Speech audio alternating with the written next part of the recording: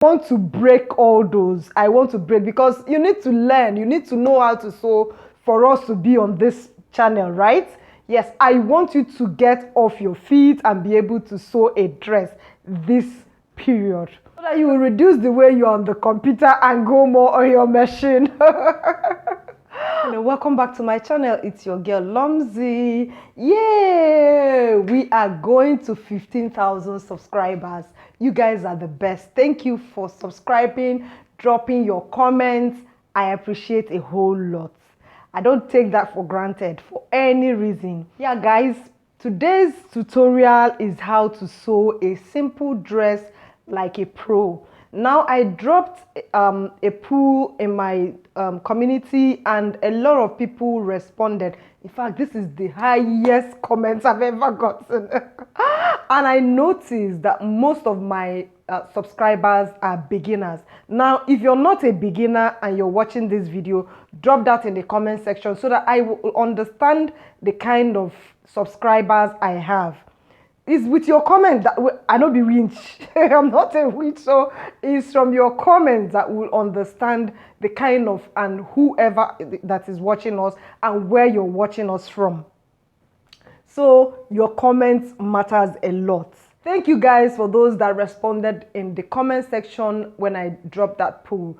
So that prompted me to do this video, and from henceforth I'm going to be doing a lot of sewing, beginner friendly sewing tutorials, not actually sewing tutorials, how you would go about your business, how you would, develop the confidence to sew, all those things, all those beginner guides. I will take you through all of that, and that's what I'll be doing most of the time until I understand if I have advanced people here. Now guys, with these steps I'm going to be showing you, if you don't follow it the same way, you will still not be able to sew a dress. Even if you're under my tutelage, as long as you don't follow this, you will not be able to make a dress. You will keep procrastinating, and we are coming to procrastination. I'll make a video for that. So first of all, tell this to my intending students. As soon as you're about to enroll, I let you know you need to have a sewing machine. So number one, you need to have a sewing machine. Yes, you either need to have a table machine or industrial machine. Now, if you're the type that just want to sew for yourself, you want to be able to amend things, you can have a table machine. But if you want to do sewing as full-time course, I will advise you to go straight ahead and just get an industrial sewing machine.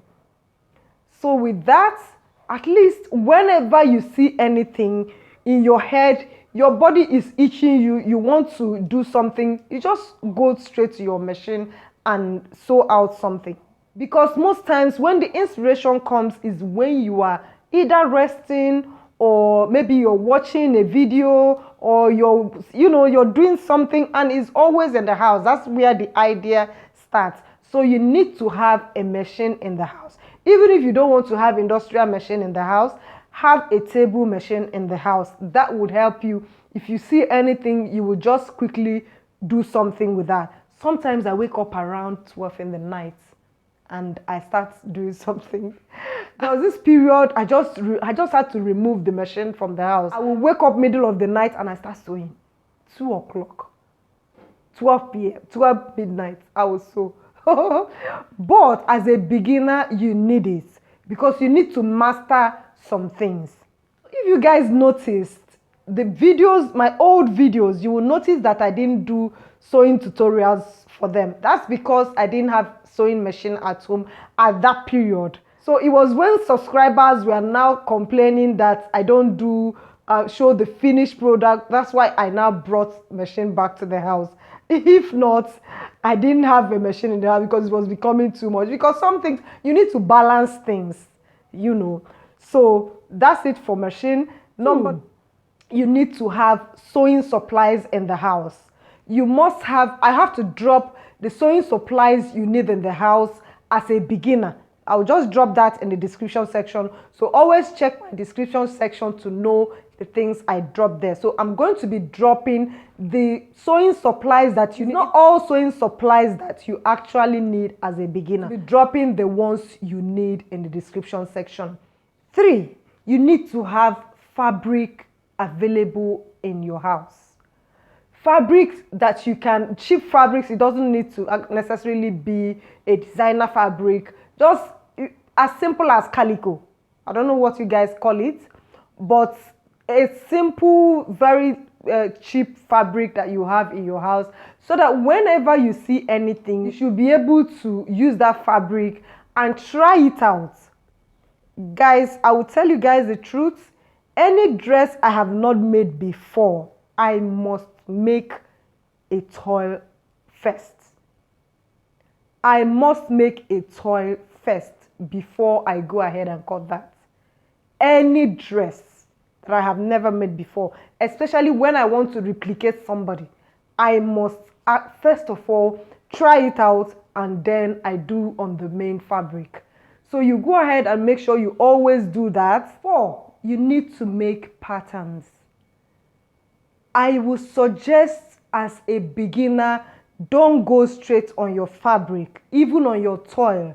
Don't go straight to your toil.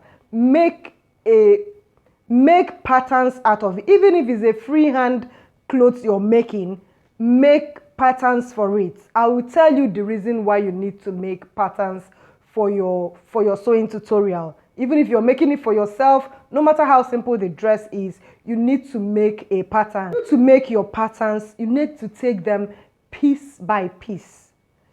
Don't make it cumbersome for yourself. You go ahead and start doing one big style like that. No. Make a very simple dress. You can decide you're taking the upper body, or you can decide you're making just the skirt. So how you're going to break it into pieces is, assuming I have a video on how to make bodice block, a dress bodice block.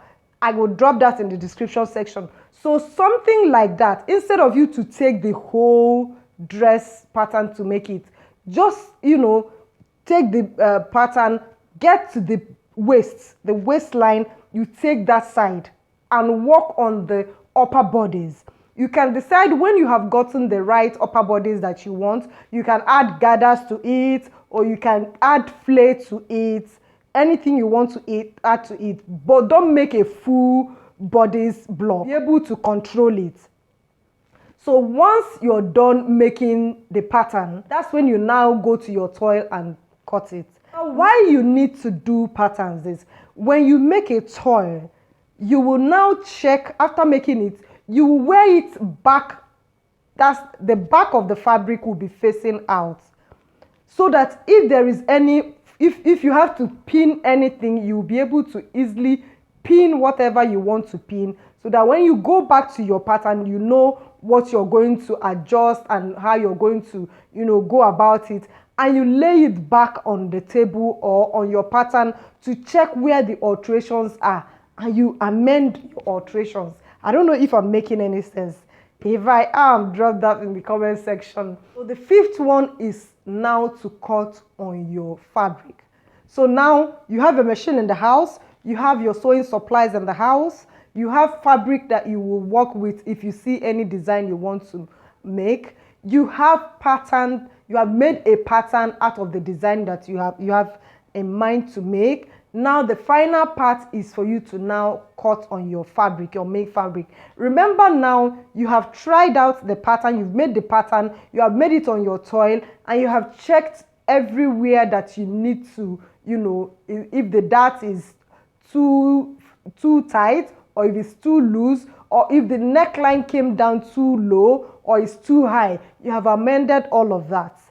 Now, as you're amending it on that, your toil that you made, you are also transferring it to your pattern. Did you see that, why you needed to work on have a pattern? So that if there is anything you're correcting on the toil, you're also going to your pattern to go and correct that. Now, once you're done doing all of that, then you go over to your fabric. By the time you practice this 1, 2, 3 times, You have accustomed in your head how a dress, where you're going to make mistake. This neck is not supposed to be 3 inches, it's supposed to be 2 inches, it's supposed to be this. Now you're getting used to it.